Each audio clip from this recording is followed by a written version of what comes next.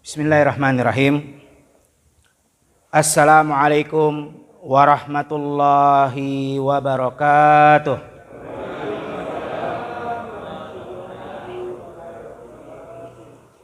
Alhamdulillah. Alhamdulillahi rabbil alamin. Wa bihi nasta'inu ala umuri dunya waddin. Wassalatu wassalamu ala rasulina Muhammad ibni Abdullah wa ala alihi wa ashabihi wa man wala, amma ba'd.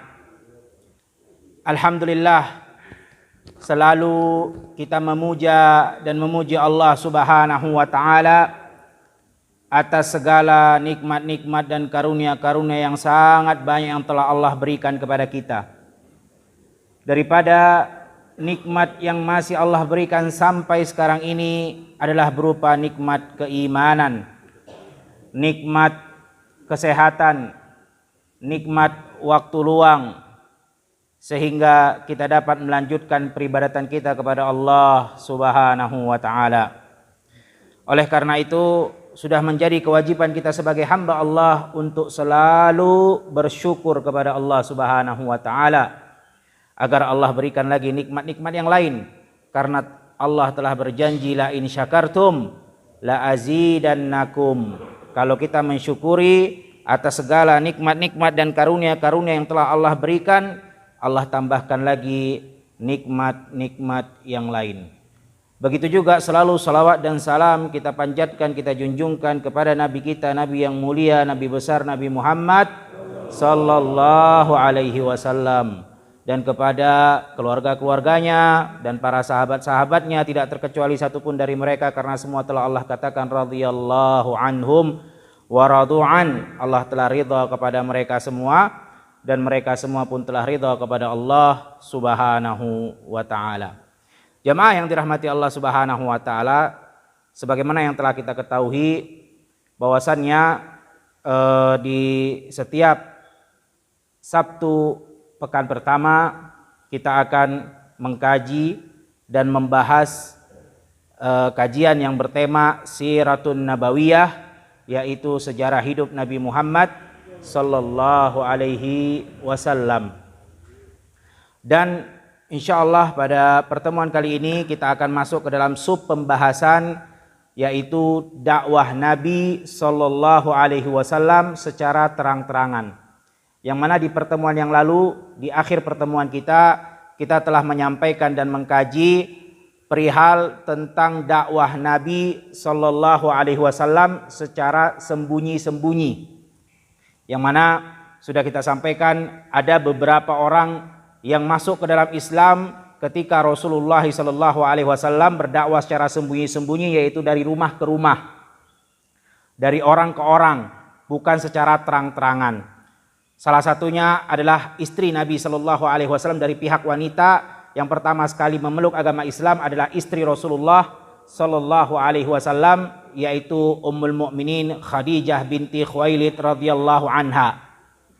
Kemudian juga telah kita sampaikan yang memeluk agama Islam pertama sekali di awal-awal dakwah Nabi, yaitu dakwah secara sembunyi-sembunyi dari pihak remaja, dari pihak anak muda, yaitu Ali ibn Abi Thalib radhiyallahu anhu, sepupunya Rasulullah sallallahu alaihi wasallam. Begitu pula dari maula, yaitu bekas budak yang pertama sekali memeluk agama Islam ketika Rasulullah sallallahu alaihi wasallam berdakwah secara sembunyi-sembunyi adalah Zaid bin Harithah, yang mana beliau sudah dimerdekakan oleh Rasulullah sallallahu alaihi wasallam, tapi dulu dia adalah budaknya Khadijah yang dihadiahkan kepada Rasulullah, kemudian Rasulullah Shallallahu Alaihi Wasallam memerdekakannya, sehingga dikatakan maula, yaitu bekas budak. Begitu juga termasuk daripada sahabat karibnya Rasulullah Shallallahu Alaihi Wasallam yang pertama sekali memeluk agama Islam ketika Rasulullah berdakwah secara sembunyi-sembunyi adalah Abu Bakar As-Siddiq radhiyallahu anhu. dan kemudian Abu Bakar As-Siddiq radhiyallahu anhu mendakwahi juga sahabat-sahabatnya seperti Utsman bin Affan, ya, dan juga seperti Zubair bin Awam dan lain-lainnya daripada asyara mubasysyirin bil jannah yang kita tahu 10 orang yang dijamin oleh Allah Subhanahu wa taala masuk ke dalam surga bighairi hisab wala adab, tanpa lagi dihitung dan tanpa diadab sama sekali, langsung masuk ke dalam surga Allah Subhanahu wa taala. Itu hampir kebanyakan keseluruhannya adalah karena ajakan Abu Bakar As-Siddiq radhiyallahu anhu. Sehingga kita sudah sampaikan di pertemuan yang lalu bahwasannya Abu Bakar As-Siddiq radhiyallahu anhu ini sebagaimana dikatakan oleh Rasulullah sallallahu alaihi wasallam, kalau seandainya ditimbang keimanannya Abu Bakar, ditimbang keutamaannya Abu Bakar, dan Abu Bakar diletakkan di satu timbangan, kemudian diletakkan di satu timbangan lagi, yaitu imannya dan keutamaannya seluruh manusia kecuali para anbiya, kecuali para nabi-nabi Allah Subhanahu wa taala, la rajahat iman Abi Bakar, maka akan lebih berat, maka akan lebih utama Abu Bakar As-Siddiq dibandingkan keimanan dan keutamaan seluruh manusia selain para nabi. Menunjukkan apa? Menunjukkan bahwasannya keutamaan Abu Bakar As-Siddiq banyak sekali, pahala yang dia peroleh banyak sekali. Kenapa? Karena di awal-awal Islam dialah yang mengajak orang-orang, terutama seperti yang sudah kita sampaikan di awal tadi, yaitu 10 orang yang dijamin masuk surga seperti Utsman bin Affan, Zubair bin Awam, Abdurrahman bin Auf dan lain-lainnya. Itu semua ajakannya Abu Bakar As-Siddiq untuk masuk ke dalam Islam. Sehingga kita tahu bahwasannya kata Nabi sallallahu alaihi wasallam, man dalla ala khair falahu ajr mislu fa'ilihi. Siapa yang menunjukkan kepada kebaikan, mengajak orang kepada hidayah, kepada Islam, maka untuk dia juga pahala yang sama seperti orang yang melakukannya. Nah, ini sebab kenapa Abu Bakar As-Siddiq mendapatkan keutamaan yang begitu besar, mendapatkan pahala yang begitu banyak, karena hampir seluruh para sahabat-sahabat, khususnya sahabat-sahabat as-sabiqun al-awwalun yang masuk ke Islam pertama kali, itu dari ajakannya Abu Bakar As-Siddiq radhiyallahu anhu. Semoga Allah Subhanahu wa taala meridainya. Kemudian jamaah sekalian yang dirahmati Allah Subhanahu wa taala, setelah 3 tahun lamanya, jadi Rasulullah sallallahu alaihi wasallam berdakwah secara sembunyi-sembunyi, dari pintu ke pintu, dari orang ke orang, dari mulut ke mulut, tidak secara terang-terangan, itu selama 3 tahun. 3 tahun lamanya. Kemudian Allah Subhanahu wa taala menurunkan surat Al-Hijr ayat 93 sampai 99, memerintahkan kepada Rasulullah agar dia menyampaikan dakwah tersebut secara terang-terangan. Surat Al-Hijr ayat 93 sampai 99. Bagi yang bisa membuka Al-Quran, maka silahkan dibuka agar kita bisa menyambung kajian ini, agar kita memahami bahwasannya apa sebab Allah Subhanahu wa taala menurunkan surat Al-Hijr ayat 93. Karena sudah kita sampaikan di awal kajian kita bahwasannya pelajaran sirah an-nabawiyah ini bukan hanya kita menyampaikan tentang kisah Rasulullah, apa yang terjadi di zaman Rasulullah, tidak, tetapi juga tujuannya agar kita mengetahui bahwasannya surat ini, ayat ini berkenaan tentang apa, diturunkan karena apa, bercerita tentang siapa.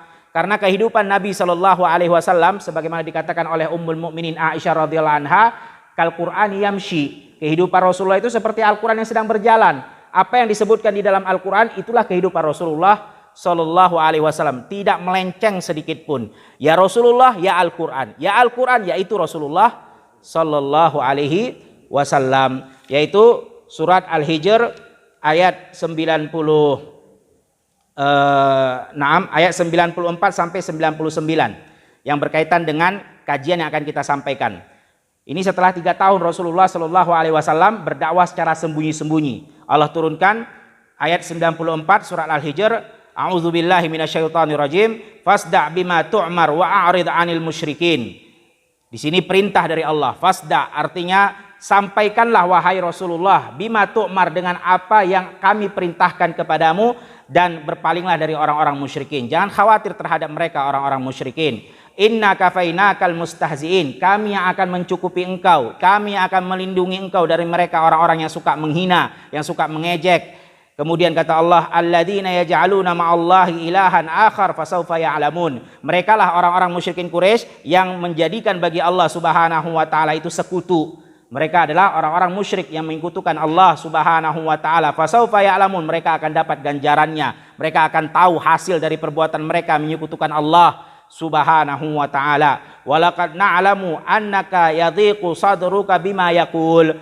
Dan Allah, kata Allah Subhanahu wa taala, kami telah mengetahui tentang sempitnya dadamu tentang apa-apa yang dikatakan oleh mereka orang-orang musyrikin Quraisy. Jadi di sini jamaah sekalian yang dirahmati Allah Subhanahu wa taala, disebutkan oleh para ulama tafsir, ini adalah pengkhabaran dari Allah untuk Rasulullah dan untuk juga orang-orang yang akan mendakwahi, orang-orang yang akan menyeru agama Islam ini, mengajak orang-orang untuk mengenal agama Allah Subhanahu wa taala. Ini pun adalah kabar dari Allah untuk mereka.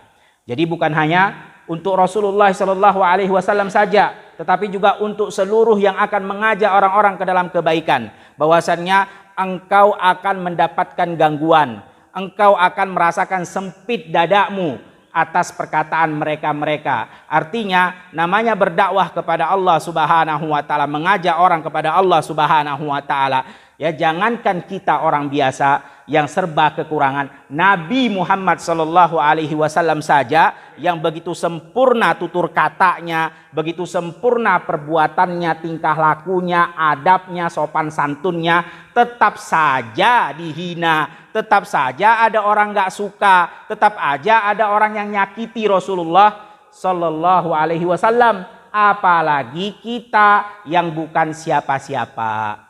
Maka berarti harus sabar jamaah sekalian yang dirahmati Allah Subhanahu wa taala. Dan memang kata pepatah Arab, syair Arab, ridwan nas la tudrak. Ridwan nas ghayatun la tudrak. Keridoannya manusia, kesukaannya manusia, kita mau menjadikan manusia semua itu orang baik, semua menjadi orang yang suka kepada kita, orang yang ridho kepada kita, itu enggak mungkin kata syair Arab. Itu adalah cita-cita yang mustahil. Mustahil. Pasti ada yang suka, pasti ada yang nggak suka, pasti ada yang kasih jempol ke atas, pasti ada yang kasih jempol ke bawah. Itu memang sudah begitu. Manusia tidak akan bisa diminta semua keridoannya. Pasti ada yang ridho, pasti ada yang murka. Itu sudah menjadi ketentuan Allah Subhanahu wa taala. Tapi terus aja berdakwah. Kata Allah Subhanahu wa taala di ayat berikutnya, fasabbih bihamdi rabbika wa kun minas sajidin. Udah, jangan sibukkan dengan perkataan-perkataan mereka itu.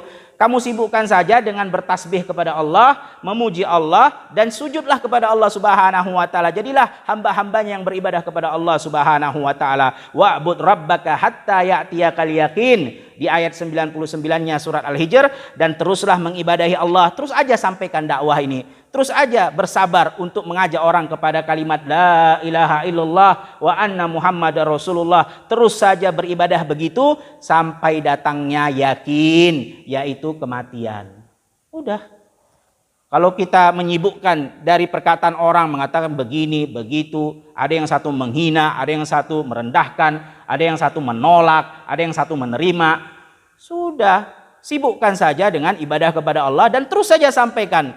Makanya kata Allah Subhanahu wa taala, wa ma 'alaika illal balagh. Kata Allah dalam Al-Qur'an, tidak ada untukmu wahai Muhammad kecuali menyampaikan saja. Sampaikan saja. Adapun hasil nanti itu urusan Allah Subhanahu wa taala. Allah yang mengatur hasilnya, bukan kita. Kita cuma diperintahkan untuk sampaikan. Ballighu anni walau ayah. Walaupun cuma satu ayat, sampaikan. Nah, ayat 93 ini dalam surat Al-Hijr sampai ayat 99 adalah perintah dari Allah Subhanahu wa taala agar Nabi Muhammad mendakwahkan secara terang-terangan. Udah, stop, udah. Sembunyi-sembunyi sudah, selesai. 3 tahun. Ya, 3 tahun Rasulullah dakwah secara sembunyi-sembunyi. Sekarang kata Allah Subhanahu wa taala, berikan pemberitahuan secara terang-terangan. Semuanya, ya. Maka pada saat itu Rasulullah sallallahu alaihi wasallam naik ke Jabal Abil Khubais. Jadi ada satu gunung di sampingnya Masjidil Haram sekarang, itu namanya Jabal Abil Khubais. Tapi sekarang sudah dibangun istana raja. Percis di sebelahnya Masjidil Haram itu. Ada istana raja, Raja Fahad. Nah, itu dulu gunung, nggak ada bangunan, gunung batu, namanya Gunung Abi Khubais. Nah, di situ dulu gunung itu tempat untuk mengumumkan segala sesuatu yang penting. Kenapa dijadikan itu sebagai tempat untuk pengumuman yang penting? Karena gunung itu dulu adalah gunung yang paling tinggi dan dia yang paling dekat dari Masjidil Haram, karena memang orang-orang semua berkumpul di Masjidil Haram dekat Ka'bah. Jadi lebih gampang untuk didengarkan, lebih gampang untuk diumumkan karena banyak orang berkumpul. Nah, itu kenapa Jabal Abil Khubais dijadikan tempat pengumuman hal-hal yang penting. Itu aja tempatnya, nggak ada harus sholat 2 rakaat di situ di atasnya. Di situ keutamaannya kalau setelah umroh harus datang ke situ, kalau nggak afdal umrohnya, itu nggak ada. Ya. Jadi Jabal Abil Khubais ini historinya adalah tempat pengumuman hal-hal yang penting. Kenapa dijadikan itu sebagai tempat pengumuman? Karena tempat strategis. Pertama, dekat dari kerumunan-kerumunan manusia, yaitu Masjidil Haram. Yang kedua, dia dulu tempat yang paling tinggi, karena dulu nggak ada hotel-hotel yang tinggi seperti sekarang itu nggak ada. Nah, itu fungsinya, tujuannya, maksudnya. Rasulullah SAW naik ke Jabal Abil Khubais tadi itu. Kemudian Rasulullah SAW berteriak dengan sekeras-kerasnya agar semua dengar, karena ini perintah Allah untuk mengumumkan dakwah secara terang-terangan. Maka kata Rasulullah SAW, wa sobaha. Jadi ini kata wa sobaha itu dalam bahasa Arab adalah memanggil orang karena ada sesuatu yang genting. Nah, jadi kalau kita mau panggil orang dalam bahasa Arab, biar orang cepat datang dan biar orang tahu bahwasannya tujuan dipanggil itu untuk menyampaikan hal yang genting, yang penting, yang darurat. Itu ucapannya wa sobaha. Teriak Rasulullah, wa sobaha, wa sobaha. Semuanya kumpul. Karena ini panggilan hal yang genting, berarti ada sesuatu ini yang harus disampaikan. Dan yang menyampaikannya adalah Rasulullah SAW yang memang sudah digelari oleh orang-orang musyrikin Quraisy sebagai Al-Amin, orang yang terpercaya, nggak mungkin bohong. Berarti kalau Rasulullah panggil berarti ini penting dan ini jujur, nggak bohong. Maka kumpul semuanya. Kumpul semuanya, kemudian kata Rasulullah SAW, kalau aku kabarkan kepada kalian bahwasannya di balik gunung ini ada pasukan yang akan menyerang, akuntum musaddiqi, apakah kalian akan membenarkan aku?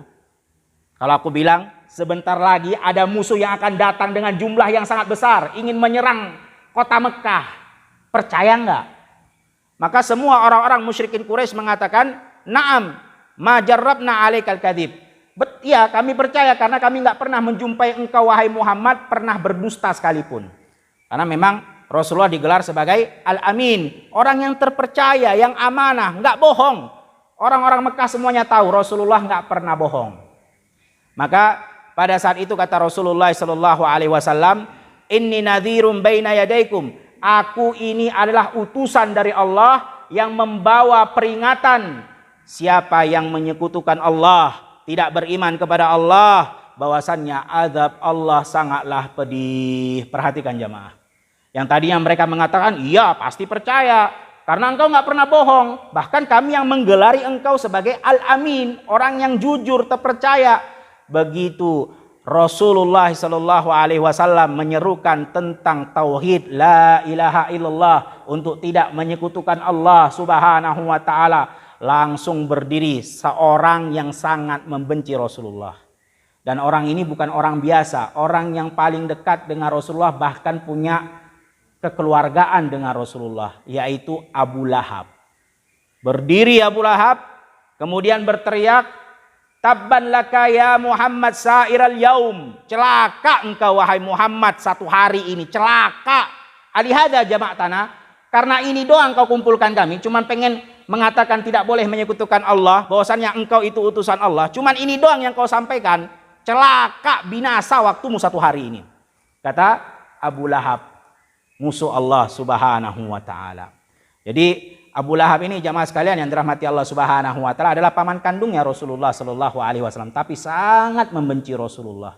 Bahkan bukan hanya seorang paman, ya, di awal-awal keislaman, ya, sebelum ada wahyu dari Allah Subhanahu wa taala, anaknya Abu Lahab itu pernah menikahi putrinya Rasulullah sallallahu alaihi wasallam. Tapi karena bencinya Abu Lahab kepada Rasulullah, ketika sudah dinikahi, untuk menyakiti hati Rasulullah sallallahu alaihi wasallam, dia perintahkan anaknya itu untuk menceraikan istrinya, yaitu putrinya Rasulullah sallallahu alaihi wasallam, tanpa alasan, tanpa sebab. Ini kejadiannya sebelum Allah Subhanahu wa taala menurunkan perintahnya, belum ada wahyu. Untuk menyakiti hati Rasulullah segitunya Abu Lahab, dia perintahkan anaknya, udah ceraikan istrimu, putrinya Rasulullah itu. Tanpa ada sebab, tanpa ada alasan. Bukan karena perbuatannya putri Rasulullah itu nggak benar, dia suka membangkang. Tidak. Tanpa alasan, hanya untuk menyakiti hati Rasulullah. Kan kalau putrinya diceraikan berarti kan orang pada tahu semua, oh ini berarti istri nggak benar ini, diceraikan. Maka tercorenglah nama Rasulullah, sakitlah hati Rasulullah Sallallahu Alaihi Wasallam. Begitunya bencinya Abu Lahab kepada Nabi Muhammad Sallallahu Alaihi Wasallam. Maka pada saat itu ketika Abu Lahab mengatakan, celakalah engkau wahai Muhammad, sambil menunjuk-nunjuk ke Rasulullah dengan kedua tangannya. Celaka engkau wahai Muhammad, celaka, celaka. Maka pada saat itu Allah Subhanahu wa taala menurunkan firman-Nya, tabbat yada abi lahab wa tab. Yang celaka engkau wahai Abu Lahab dan kedua tanganmu. Yada abi lahab wa tab. Kenapa disebutkan kedua tangannya? Karena memang pada saat itu Abu Lahab mengatakan celaka Muhammad sambil menunjuk-nunjuk dengan kedua tangannya. Celaka engkau, celaka engkau. Maka kata Allah Subhanahu wa taala, yang celaka engkau wahai Abu Lahab dan kedua tanganmu. Tabbat yada abi lahab wa tab. Ma aghna anhu maluhu wa ma kasab. Sayasla naran dzata lahab. Nah, perhatikan jamaah sekalian yang dirahmati Allah Subhanahu wa taala. Sayasla naran dzata lahab. Di sini disebutkan oleh para ulama, kejadiannya itu diturunkannya surat Al-Lahab itu 3 tahun kenabian Rasulullah Sallallahu Alaihi Wasallam. Ini bukan di akhir-akhir Islam ya, bukan. Rasulullah jauh belum hijrah. Kita tahu Rasulullah Sallallahu Alaihi Wasallam berdakwah di kota Mekah 13 tahun lamanya. 3 tahun dipotong dakwah sembunyi-sembunyi. Setelah itu dari 4 tahun ya seterusnya sampai 13 tahun itu dakwah secara terang-terangan. Nah, kejadian Abu Lahab ini ketika menunjuk-nunjuk Rasulullah itu dengan mengatakan celaka, celaka, celaka, itu kejadiannya 3 tahun setelah Rasulullah diangkat menjadi nabi.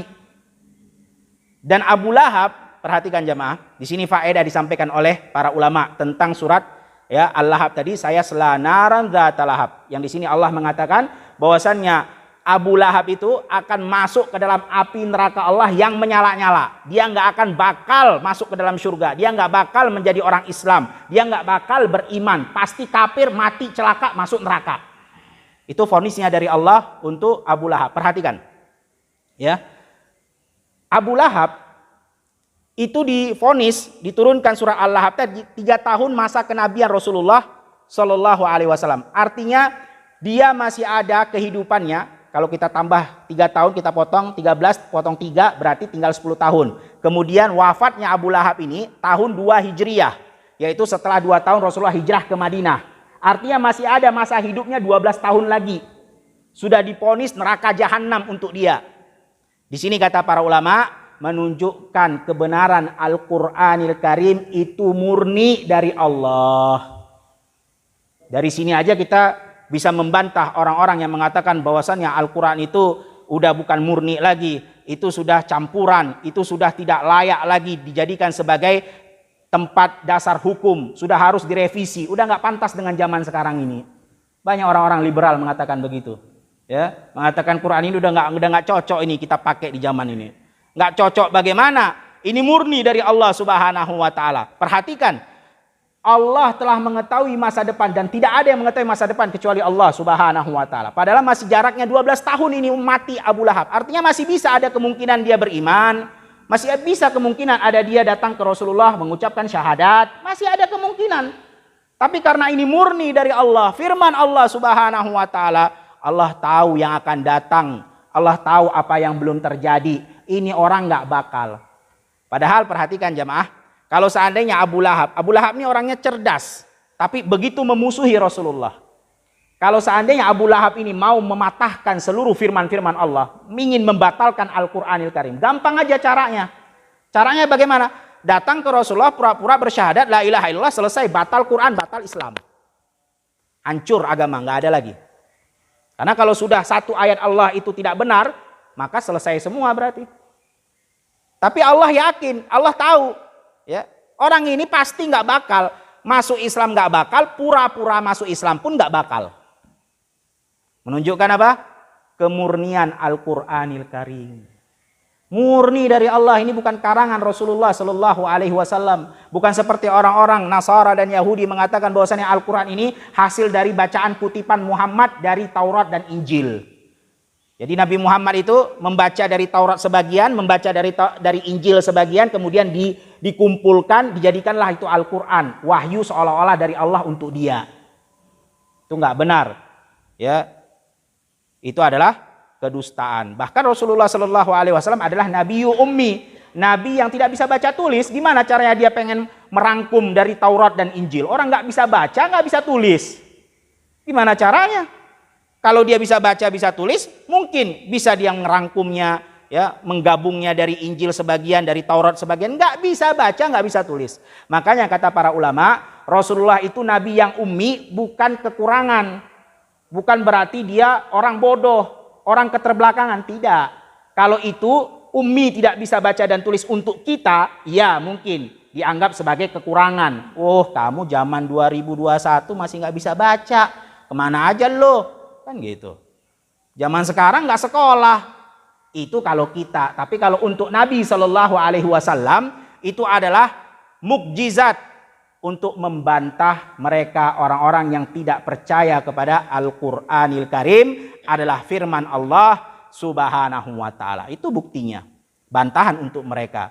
Jadi bukan satu kekurangan, ya, bukan berarti berarti Rasulullah nggak belajar, nggak sekolah. Berarti Rasulullah itu bukan orang pintar. Bukan. Itu sengaja Allah yang jadikan seperti itu untuk membantah mereka orang-orang Yahudi dan Nasrani. Naam. Kemudian jamaah sekalian yang dirahmati Allah Subhanahu wa taala, setelah ya Abu Lahab berteriak-teriak mengatakan celaka, udah bubar semua. Semuanya akhirnya bubar. Ya. Memang Abu Lahab ini kerjaannya dari semenjak itu sampai dia mati, kerjaannya memang membuntuti Rasulullah. Setiap Rasulullah mau keluar dari rumahnya udah ditunggu sama Abu Lahab. Bukan untuk mendengarkan kebenaran dari Rasulullah, bukan. Sengaja biar orang lari dari Rasulullah. Jadi kan orang kenal kalau dia adalah pamannya, lebih tua daripada Rasulullah Shallallahu Alaihi Wasallam. Setiap Rasulullah datang, ya, ingin menyampaikan tentang dakwah Islam ini kepada orang, datang ke pasar ngobrol dengan orang, itu di belakang sengaja Abu Lahab. Itu mah keponakan saya, anak bau kencur, jangan percaya. Ya, kerjanya membuat orang lari aja. Saya pamannya lebih tahu, jangan dengar. Itu kerjaannya Abu Lahab. Setiap hari membuntuti Rasulullah untuk agar orang tidak percaya dan tidak dengar perkataan Rasulullah Shallallahu Alaihi Wasallam. Dia memanfaatkan posisinya sebagai pamannya. Karena kan orang, wah ini pamannya, berarti ini keponakannya, ini lebih tua daripada dia. Oh iya benar-benar. Nah, begitu. Orang lari akhirnya tidak mendengarkan perkataan Rasulullah Sallallahu Alaihi Wasallam. Nah, setelah itu Allah Subhanahu Wa Taala menurunkan firman-Nya surat Asy-Syu'ara ayat 412. Setelah kejadian itu, yang mana Allah Subhanahu Wa Taala mengatakan wa anzir ashiratakal aqrabin. Udah. Kalau memang tidak bisa terang-terangan secara umum keseluruhan orang-orang Mekah, maka kita mulai terang-terangannya dari orang-orang terdekatmu, keluargamu. Kata Allah Subhanahu wa taala, "Wa anzir ashiratakal aqrabin." Kumpuli orang-orang dekat kamu, yaitu suku Bani Abdul Muttalib, suku Hashim, sukunya Rasulullah Shallallahu Alaihi Wasallam. Kita mulai dari suku kita dulu. Ya, contohnya suku Rasulullah ada suku Hashim. Enggak usah untuk orang-orang Mekah secara umum dulu. Maka dikumpulkanlah. Ketika dikumpulkan, ternyata si Abu Lahab ini datang lagi. Ya, dikumpulkan, diundang ke rumah Rasulullah untuk diajak makan, kemudian setelah itu ngobrol, berdakwah begitu. Ternyata si Abu Lahab datang, nggak diundang nongol. Inilah memang. Ya. Begitu datang, Rasulullah niatnya sebenarnya ya cuma ngobrol biasa aja. Datanglah Abu Lahab. Ketika dia datang, Rasulullah belum mulai ngomong, dia udah mulai ngomong. Kata Abu Lahab, "Ya Muhammad, kalau kau kumpulkan orang ini semua, keluarga-keluarga kita ini, cuman untuk kau ngobrolkan tentang perihal yang kemarin, yang kau bilang bahwasannya aku adalah utusan Allah, aku datang untuk memberikan kabar gembira dan peringatan dari Allah. Kalau memang itu doang yang kau sampaikan seperti yang kemarin, udah deh, mending bubar aja, nggak usah kita kumpul." Akhirnya kata Rasulullah Shallallahu Alaihi Wasallam, enggak, kita di sini kumpul hanya untuk makan-makan. Ya udahlah, makan-makan aja, makan-makan aja. Besoknya beberapa hari kemudian Allah perintahkan lagi untuk mengumpulkan keluarga-keluarganya. Ya, disebutkan dalam riwayat yang sahih, maka dikumpulkanlah dan disembunyikan kabar itu dari Abu Lahab. Jadi yang diundang khusus diam-diam aja nih, ya, khusus orang-orang keluarga-keluarga dekat yang tidak ngengel, yang tidak suka ya membangkang, tidak suka bikin fitnah. Jangan ngomong-ngomong sama si Abu Lahab, ya, biar dia nggak tahu, biar dia nggak datang. Maka kumpullah semuanya. Kemudian Rasulullah Shallallahu Alaihi Wasallam menyampaikan perihal tentang dakwah ini, tentang Islam ini. Maka masuklah Islam Sofiyah binti Abdul Muttalib. Ya, Sofiyah ini ibunya Zubair bin Awam, salah satu yang dijamin masuk ke dalam surga Allah Subhanahu wa taala. Asyara mubasysyirina bil jannah, 10 orang yang dijamin masuk surga untuk mereka. Salah satunya Zubair bin Awam, dan Zubair bin Awam ini punya ibu namanya Sofiyah binti Abdul Muttalib, bibinya Rasulullah Sallallahu Alaihi Wasallam. Dan ada beberapa orang lagi dari sukunya Rasulullah yang juga memeluk Islam. Kemudian jamaah sekalian yang dirahmati Allah Subhanahu wa taala, setelah itu Rasulullah terus berdakwah secara terang-terangan. Maka banyaklah yang memeluk agama Islam. Walaupun ya kebanyakan yang memeluk agama Islam pada saat itu adalah dari kalangan-kalangan yang rendah atau kalangan-kalangan yang lemah. Rendah di sini maksudnya rendah sosialnya, bukan rendah ya hatinya, imannya, bukan. Tapi sosialnya di kalangan musyrikin Quraisy.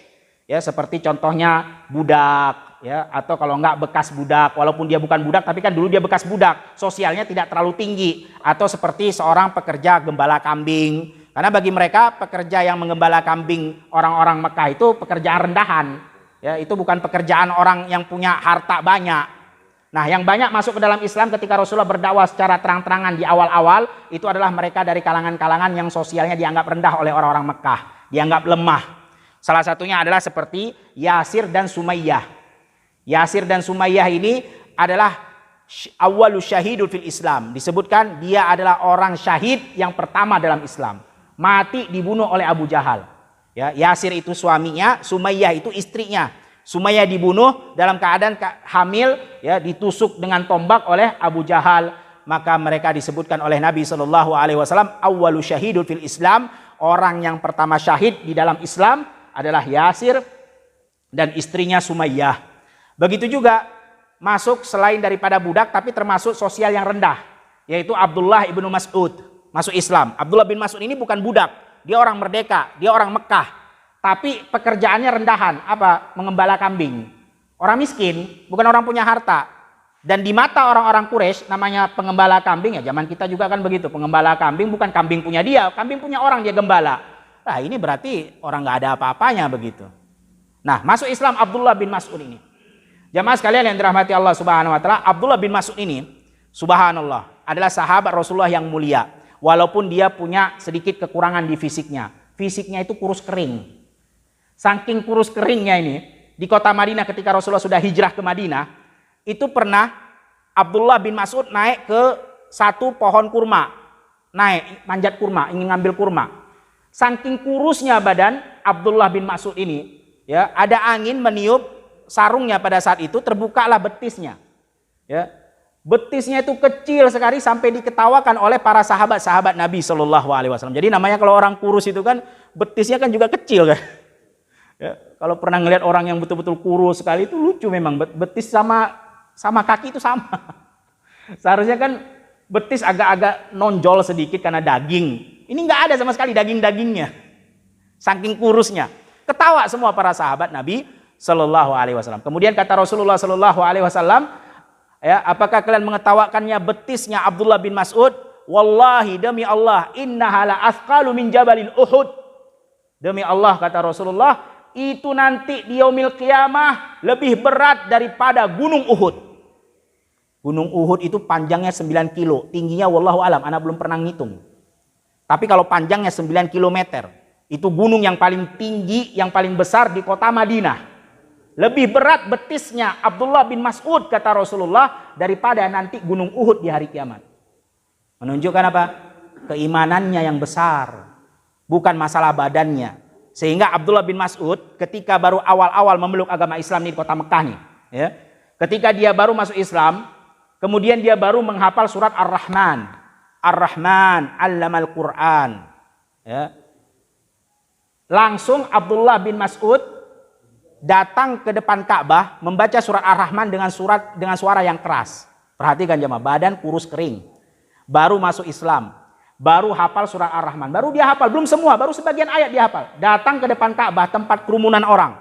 Karena memang dari dulu sampai sekarang, depan Ka'bah itu kerumunan orang isinya semua. Ya, dari dulu sampai sekarang.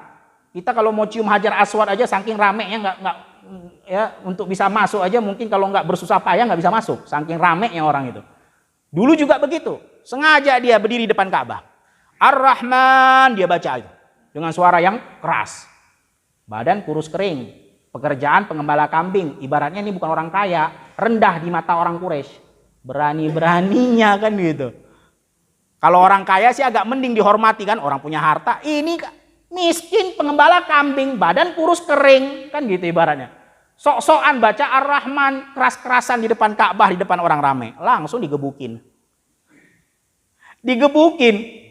Digebukin, langsung menghadap Rasulullah Shallallahu Alaihi Wasallam. Semua para sahabat pada saat itu udahlah. Abdullah bin Mas'ud, udah nggak usah lagi baca itu, udah kamu sembunyikan dulu keislamanmu. Rasulullah juga begitu, udah biarin aja, stop, jangan lagi kerjakan itu. Tapi perhatikan, apa kata Abdullah bin Mas'ud? Ya Rasulullah, kalau kau perintahkan aku untuk melakukannya lagi, aku kerjakan sekarang juga. Menunjukkan apa jamaah? Menunjukkan keberanian, kehebatan itu bukan masalah fisik, tapi masalah hati. Kekuatan seseorang itu makanya ya dikatakan oleh Nabi Shallallahu Alaihi Wasallam, laisa syadidu bisur'ah, bukan orang hebat, bukan orang kuat, jago bergulat, bukan. Ya, kalau jago bergulat mah hewan juga bisa bergulat, gajah juga lebih kuat daripada manusia. Kalau memang mau kuat-kuatan, hewan ada yang lebih kuat daripada manusia. Bukan itu kehebatan, bukan itu kekuatan, bukan itu orang jagoan kata Rasulullah Shallallahu Alaihi Wasallam. Walakin syadidu ma yamliku nafsahu indal ghadab. Tapi orang yang kuat, yang jagoan itu siapa yang bisa menahan emosi di dalam hatinya ketika dia marah. Dia bisa tahan. Dia nggak main hantam, nggak main pukul, apalagi kalau sesama muslim. Dia tahan, walaupun dia benar. Orang yang menghina dia yang salah, tetap dia tahan. Jadi menunjukkan jamaah, kekuatan yang sebenarnya adalah kekuatan hati. Makanya perhatikan, nanti akan kita kisahkan. Ada seorang sahabat namanya Julaibib. Ya, di medan perang, itu dia syahid. Saking kurusnya badannya, saking ringannya badannya. Itu bisa diangkat oleh Nabi satu tangan doang. Diangkat dengan satu tangan badannya. Tapi ternyata dia telah membunuh 10 orang kafir sebelum dia syahid. Badan boleh kecil, hatinya besar. Itulah ya kekuatan yang sesungguhnya jamaah sekalian yang dirahmati Allah Subhanahu wa taala. Makanya tadi ketika kita berdakwah udah kuatkan hati, nggak masalah. Yang penting hati kita selalu kuat, sampaikan, sibukkan dengan apa yang mendatangkan ridha Allah, tasbih, ya takbir, sujud kepada Allah, sampaikan saja. Makanya jamaah ada sebagian orang kita lihat badan kekar, badan kuat, tapi begitu dapat cobaan sedikit dari Allah, kena sentil dikit dari Allah, udah nangis merengek. Padahal badan gede banget, ya, udah macam gentong tuh badan. Tapi baru dikit aja dicoba masalah ekonomi, nangis ngerengek, udah nggak sholat lagi di masjid, udah hilang, nggak jelas tak kemana. Ya, nah ini orang yang kuat itu kuat hatinya, selalu sabar, istiqomah untuk selalu di dalam agama Allah Subhanahu wa taala, bukan badan. Kalau badan tapi hatinya rapuh untuk apa? Nah, jamaah sekalian yang dirahmati Allah Subhanahu wa taala. Kemudian ya Abdullah bin Mas'ud tadi setelah masuk Islam, dan banyak lagi masuk Islam selain daripada Abdullah bin Mas'ud, seperti selain daripada Abdullah bin Mas'ud contohnya Bilal bin Rabah ya, kemudian juga Khabbab bin Arad dan banyak lagi. Walaupun kebanyakan dari kalangan sosial yang lemah tadi ya, bukan kalangan orang-orang yang kaya. Ada orang-orang yang kaya, tapi cuma beberapa orang aja. Kebanyakan mereka orang-orang yang lemah di pandangannya orang-orang musyrikin Quraisy. Maka pada saat itu orang-orang musyrikin Quraisy, walaupun yang masuk Islam itu adalah dari kalangan orang-orang yang lemah, tapi mengganggu orang-orang musyrikin Quraisy. Ya. Mereka, waduh gimana ini? Makin banyak aja orang masuk ke dalam Islam. Walaupun orang-orang bekas budak, pekerjaannya rendahan. Tapi kan kalau banyak lumayan ini mengganggu. Satu mengatakan sesembahan kalian itu batil. Satu lagi membaca Al-Quran. Wah semuanya pada berani-berani. Walaupun bukan orang yang sosialnya kelas tinggi kan gitu. Tapi orang berani, hatinya yang berani. Walaupun badannya kecil. Maka pada saat itu orang-orang musyrikin Quraisy udahlah. Ini gimana caranya ini? Apa kita bunuh aja si Muhammad ini langsung? Nah, ketika mereka ingin membunuh Nabi Muhammad SAW, nggak bisa jemaah. Kenapa? Karena ada aturannya. di kota Mekah itu, ya, mereka punya kesukuan yang sangat erat. Satu orang aja disakiti, apalagi dibunuh. Diganggu aja, dihina saja, berarti itu sudah ngajak perang satu suku semuanya. Kalau misalnya Rasulullah diganggu nih, berarti seluruh suku Bani Hashim akan menolong Rasulullah, berarti namanya perang. Wah, repot kalau kita bunuh Rasulullah, kata mereka. Gak bisa ini, karena Rasulullah juga bukan dari kalangan sembarangan orang. Dia dari keturunannya raja kota Mekah, yaitu Abdul Muttalib. Abdul Muttalib ini kakeknya dulu adalah raja kota Mekah. Oh, nggak sembarangan. Main-main hasal bunuh aja. Kalau orang sembarangan, orang miskin nggak apa-apa, mungkin dibunuh, nggak ada yang tolong. Ini Rasulullah dibunuh pasti sukunya lebih besar daripada apa yang ada di kota Mekah Al-Mukarramah. Aduh, kalau begini bunuh nggak bisa. Ayo deh, kita ajak toleransi aja. Yuk, kita ngobrolin. Tapi kalau ngobrolin ke Muhammad, pasti Muhammad nggak mau. Gimana caranya mereka? Kita datangi tuh pamannya tuh Abu Talib. Karena kan memang yang mengasuh Rasulullah SAW dari kecil kan Abu Talib. Ayo kita datangin Abu Talib. Kita bicara sama Abu Talib. Biar keponakannya ini, anak kemarin sore, udah berhenti. Jangan ngoceh, menghina tempat kita beribadah, menghina yang kita sembah. Ayo datang. Datanglah orang-orang musyrikin Quraisy ke Abu Talib. Berkata, wahai Abu Talib, ini ada dua pilihan. Yang pertama, kau kasih si Muhammad kepada kami untuk kami bunuh. Atau yang kedua, tolong obrolkan kepada keponakanmu untuk diam. Jangan lagi berdakwah. Itu mengganggu kami. Perhatikan jamaah. Padahal yang diajak oleh Rasulullah SAW apa? Untuk mengesahkan Allah. Tidak menyekutukan Allah. Untuk meninggalkan berhala-berhala. Itu doang. Tapi mereka merasa terganggu. Itulah jamaah sekalian yang dirahmati Allah Subhanahu wa taala. Yang diajak cuman kebenaran, tidak yang lain. Tapi mereka mengatakan itu mengganggu kami, menghina kami. Padahal Rasulullah nggak pernah menghina, nggak pernah ya melecehkan mereka, cuman mengatakan itu patung kalian yang ciptakan, kenapa kalian sembah? Itu doang. Allah Subhanahu wa taala yang menciptakan kalian semua, kenapa kalian menyekutukan Allah? Itu doang. Makanya perhatikan jamaah, orang-orang yang mengajak kepada kebenaran itu banyak tudingan-tudingan. Tak apa-apa aja dikatakan. Macam Rasulullah dikatakan orang gila, dikatakan penyihir, ini dikatakan Wahabi, ini dikatakan orang pemecah belah umat. Padahal cuma mengajak kepada tauhid. Mengajak agar tidak meminta kepada kuburan-kuburan, tidak minta kepada wali-wali yang sudah mati, hanya minta kepada Allah, tidak menyekutukan Allah. Cuman itu doang yang diajak. Macam-macam tudingannya. Sama seperti Rasulullah. Ini ganggu kami nih, melecehkan kami nih, merendahkan kami nih. Ya, ini membuat pecah belah di antara orang Mekah nih. Ini menghina dakwahnya nenek moyang ini. Padahal Rasulullah nggak pernah menghina, nggak pernah mengejek, nggak pernah merendahkan, cuma bilang ayo esahkan Allah. Jangan sembah kepada selain Allah. Jangan mengerjakan hal-hal yang tidak ada ajarannya dari Nabi Ibrahim. Karena memang Rasulullah itu datang ya untuk memperbarui dakwah Nabi Ibrahim. Makanya disebutkan dalam Al-Quran, wattabi' millata Ibrahim hanifa. Wahai Muhammad, ikuti ajaran Nabi Ibrahim yang lurus itu. Datang Rasulullah untuk mengingatkan kembali tentang ajaran Nabi Ibrahim. Karena memang orang-orang musyrikin Quraisy, mereka mengetahui tentang ajaran Nabi Ibrahim yang benar, tapi ditambah-tambahin.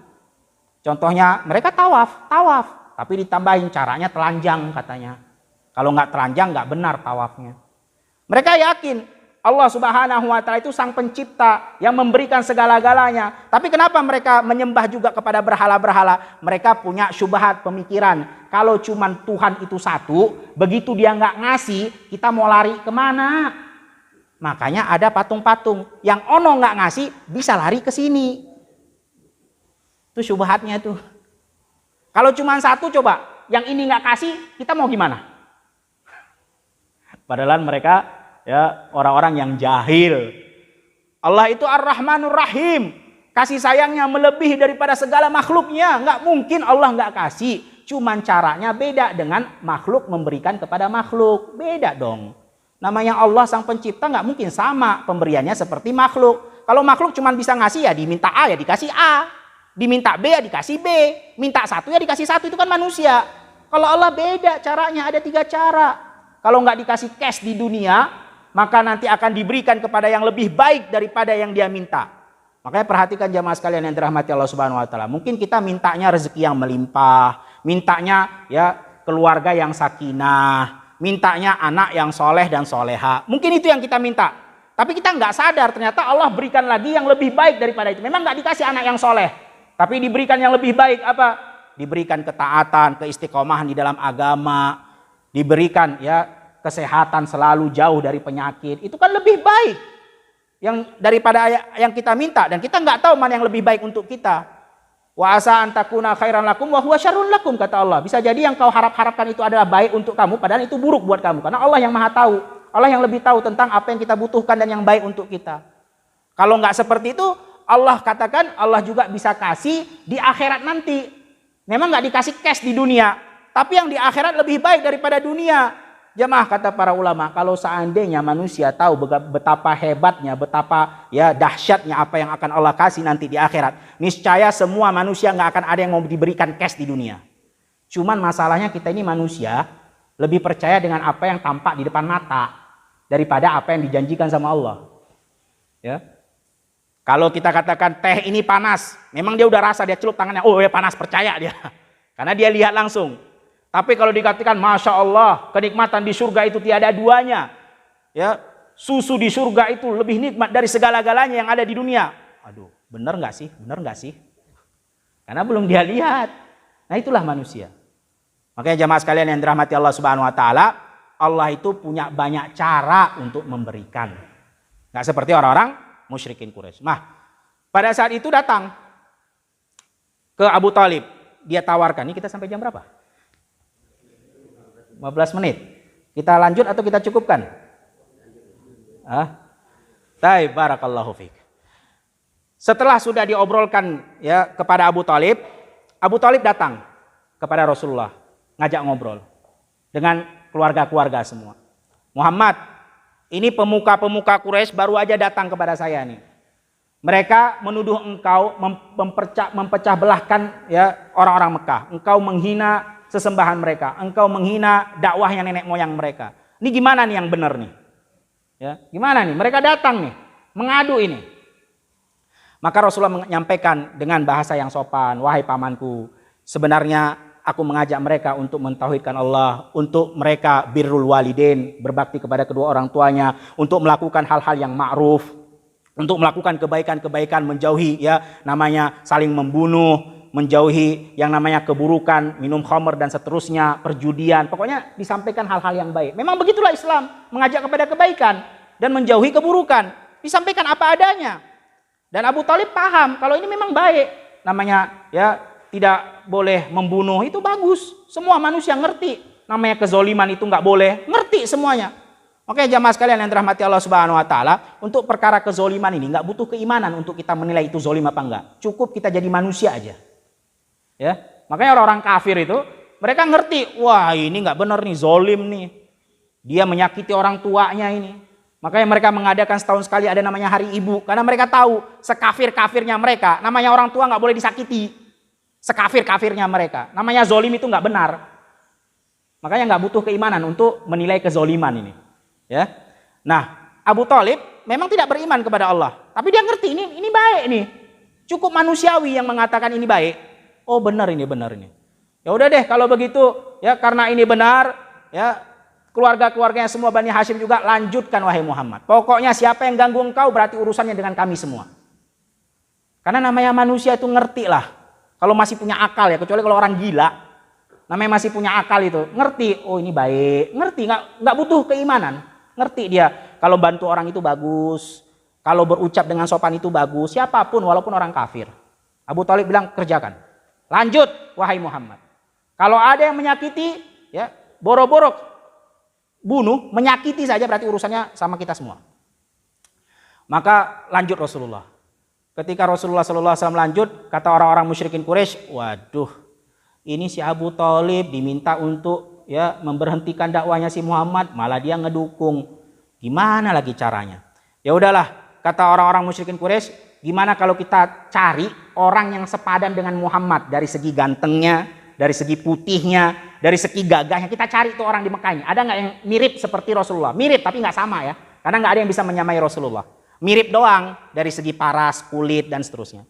Nah, dibawa nih. Namanya Amarah bin Walid. Amarah ya bin Walid. Dibawa ke Abu Thalib. Hai Abu Thalib, Ini kita udah cari nih orang nih. Gantengnya nggak kalah dengan si Muhammad. Gagahnya nggak kalah dengan si Muhammad. Putihnya juga, bersihnya juga. Ya, suka pakai pakaian yang memang rapi. Memang orangnya Masya Allah, baguslah, sempurna pokoknya anak muda. Ambil si Imarah ini, ganti dengan Muhammad. Biar Muhammad kami ambil, biar kami bunuh. Kata Abu Thalib, gila kalian. Datang bawa anak orang ke saya untuk saya kasih makan. Keponakan saya sendiri, saya kasih kalian buat dibunuh. Nggak ada akal apa. Pergi sana. Anak orang dikasih ke dia, suruh kasih makan. Anak dia dikasih ke orang buat dibunuh. Penawaran nggak benar. Pergi. Waduh, kata orang-orang musyrikin Quraisy, gagal lagi nih. Gimana caranya? Kalau mau bunuh nggak mungkin. Kalau dibunuh ngamuk semua keturunannya Abdul Muttalib. Ya udah. Yuk kita cari orang pintar. Orang pintar bukan dukun, bukan. Orang pintar memang pintar, orang intelektual, orang memang punya ilmu. Ya, ibarat kita kata pengetahuannya itu luas, emang terkenal, orang bijak. Siapa namanya? Walid bin Mughirah. Ya, Walid bin Mughirah. Nah, datang. Udah syuruk ya? Taib, Walid bin Mughirah ini orang yang cerdas, orang yang pintar.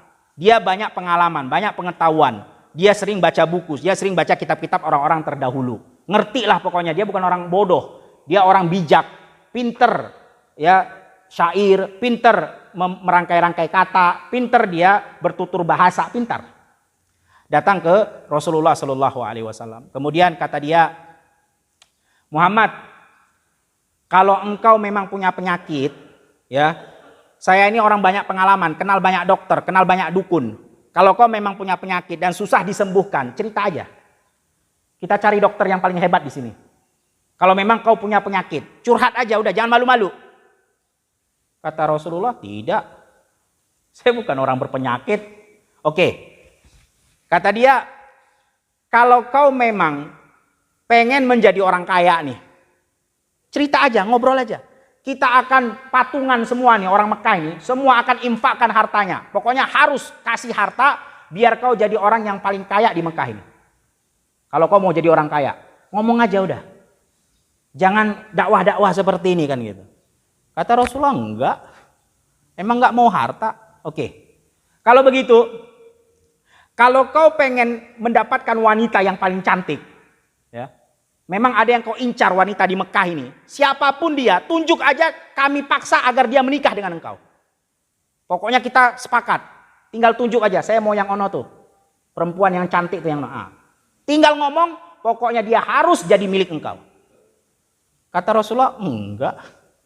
Ya, enggak mau harta, enggak mau perempuan. Oke. Kalau kau mau jadi raja nih, jadi pimpinan kami di Mekah ini, udah ngomong aja deh. Kami semua akan sepakat mengumpulkan suara biar kau jadi rajanya. Kau jadi bosnya di sini, pimpinannya udah. Kami semua taat sama engkau. Enggak juga. Waduh ya. Gimana ini repot ini. Maka pada saat itu ya Abu Thalib pun mengatakan, terus mau apa? Kata Abu Thalib. Kata Rasulullah Shallallahu Alaihi Wasallam, inilah yang membuat Abu Thalib ya selalu mendukung Rasulullah, karena ini adalah ucapan yang tegas dari Rasulullah. Kata Rasulullah Shallallahu Alaihi Wasallam, kalau seandainya orang-orang Mekah itu bisa ngambil matahari, matahari itu mustahil diambil. Dan matahari ini nilainya sangat mahal jemaah. Kalau nggak ada matahari mati semua makhluk di dunia ini. Nggak ada matahari mati semua, gelap. Kalau seandainya orang Mekah bisa ambil matahari, kemudian dikasih ke tangan kananku, dan kemudian mereka juga bisa ambil bulan. Bulan juga mustahil bisa diambil. Tapi kalau bisa, kata Rasulullah, mereka letakkan di tangan kiriku. Dan mereka minta untuk aku tidak berdakwah, berhenti berdakwah, mengajak orang kepada la ilaha illallah. Aku tetap tidak mau. Ini ucapan yang membuat Abu Thalib kalau begitu lanjutkan. Karena ini berarti peribahasanya, mati pun aku siap, yang penting tetap berdakwah, begitu maksudnya. Nah ini jamaah, kita tutup dengan ini, menunjukkan apa jamaah sekalian yang dirahmati Allah Subhanahu wa taala, menunjukkan kalau dalam urusan agama nggak ada toleransi. Apalagi dikaitkannya dengan kekufuran, kesyirikan, nggak ada jamaah. Jangan kita kebablasan toleransi jamaah ya. Banyak sekarang Masya Allah dengan slogan toleransi, toleransi. Padahal yang diinginkan adalah biar gabung aja antara syirik dengan tauhid. Jadi yang sono merayakan Natal ya ikut juga lah orang Islam merayakan Natal. Natal itu kan merayakan kesyirikan bahwasannya Nabi Isa itu dianggap sebagai Tuhan, anak Tuhan. Makanya mereka merayakan kelahirannya anak Tuhan. Toleransi itu jamaah, yang sebenarnya toleransi adalah di dalam Islam. Toleransi itu bukan berarti harus kita samakan semua. Bahkan yang dikatakan toleransi itu tetap menjaga perbedaan, tapi tidak saling mengganggu. Itu toleransi dalam Islam. Silahkan merayakan hari raya yang dia anggap itu benar. Silahkan beribadah dengan cara yang dia anggap itu benar. Kita menganggap agama Islam ini benar. Ya sudah, masing-masing kerjakan sendiri-sendiri. Nggak perlu disama-samain. Itulah toleransi. Tapi kita nggak ganggu orang lain. Orang lain juga nggak ganggu kita. Itulah toleransi, bukan disama-samain.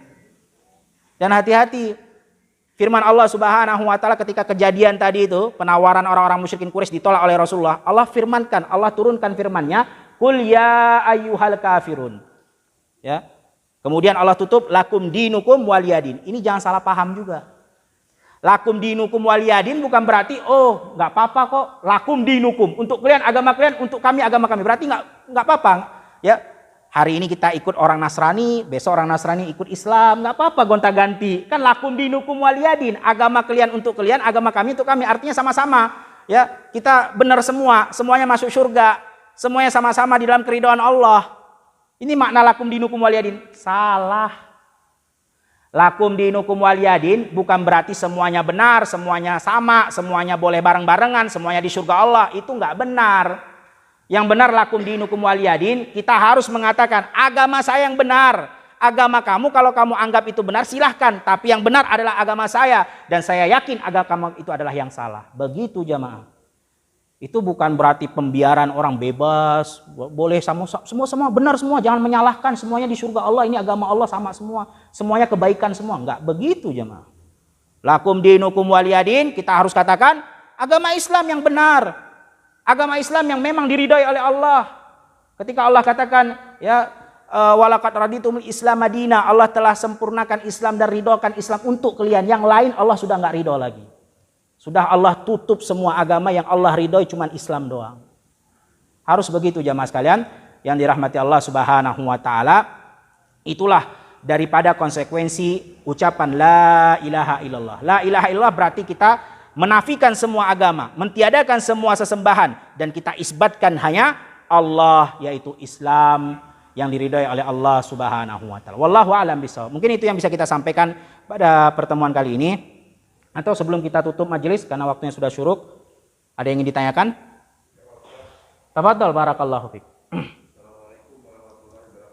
Waalaikumsalam warahmatullahi wabarakatuh.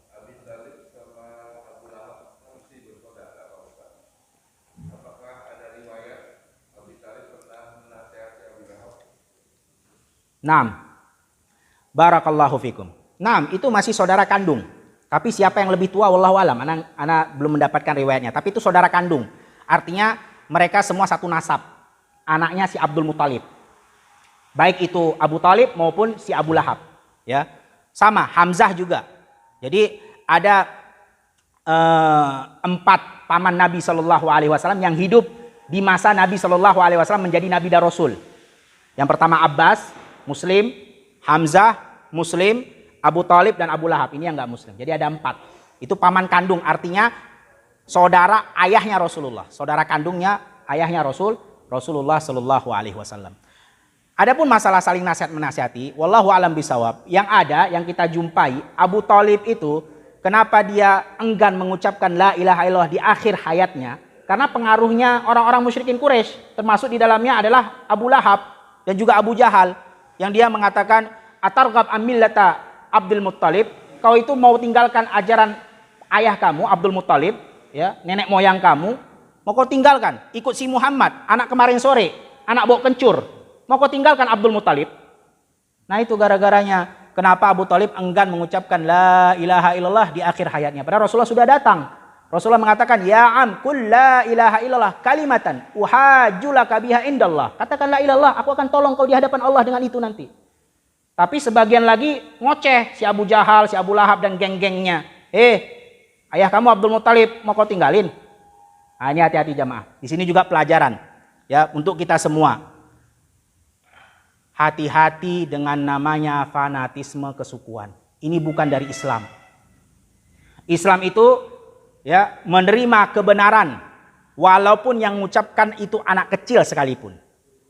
Makanya ya ketika si Abu Lahab terus ya menjauhkan orang, karena orang terkecoh dikiranya orang tua itu pasti lebih benar daripada anak muda. Ini salah jemaah. Kebenaran itu bisa datang dari siapapun, tidak melihat usia. Yang jelas kalau itu benar kita dengar, kita kerjakan. Makanya jamaah sekalian yang dirahmati Allah Subhanahu wa taala, kita jangan sombong. Sombong itu apa? Bukan berpakaian yang indah, pakai mobil yang mewah, punya cincin berlian di mana-mana, itu bukan sombong. Sombong itu kata Rasulullah sallallahu alaihi wasallam, batarul haq ghamtun nas. Dia menolak kebenaran yang itu udah jelas itu benar dan dia hina manusia. Dia katakan, "Lu anak kemarin sore tahu apa? Sok-sokan nasihatin gue," kan gitu. Itu sombong tuh. Maka kalau kita punya anak nih contohnya, kita ya namanya manusia, serba kekurangan, pasti ada khilaf, pasti ada lupa. Mungkin kita minum contohnya dengan tangan kiri nih. Anak kita bilang, "Bi, tangan kiri gak boleh, tangan kanan." Ya alhamdulillah bilang, "Jazakumullah khairan, syukron." Jangan bilang, "Ah lo tau apa sih tong." Jangan bilang gitu. Ya alhamdulillah, jazakumullah khair, minum tangan kanan. Jangan bilang sok-sokan nasihatin orang tua, jangan gitu. Nggak benar itu jamaah. Kalau itu kebenaran ambil, nggak ngelihat usia. Nah ini yang membuat ya celaka ini. Kalau kita fanatisme kesukuan, menganggap ya namanya orang paling tua itu pasti benar. Kebenaran cuma datang dari Allah doang. Selain itu bisa salah, bisa benar. Ya, nah itu tadi dia. Salah satu yang membuat tersesat Abu Thalib karena tadi fanatisme. Kalau kita mau fanatik sama Allah dan Rasul yang nggak mungkin salah. Selain itu bisa salah kepada Al-Quran dan hadis Nabi Sallallahu Alaihi Wasallam. Wallahu a'lam bishawab. Ada lagi yang ditanyakan? Cukup? Tidak ada? Kalau mungkin ada yang masih ditanyakan, mungkin bisa ditanyakan di luar majelis karena sudah waktunya juga melewati syuruk. Wallahu a'lam bishawab. Kita cukupkan majelis sampai di sini dengan membaca doa kafaratul majelis. Subhanakallahumma wa bihamdika asyhadu an la ilaha illa anta astaghfiruka wa atubu ilaik.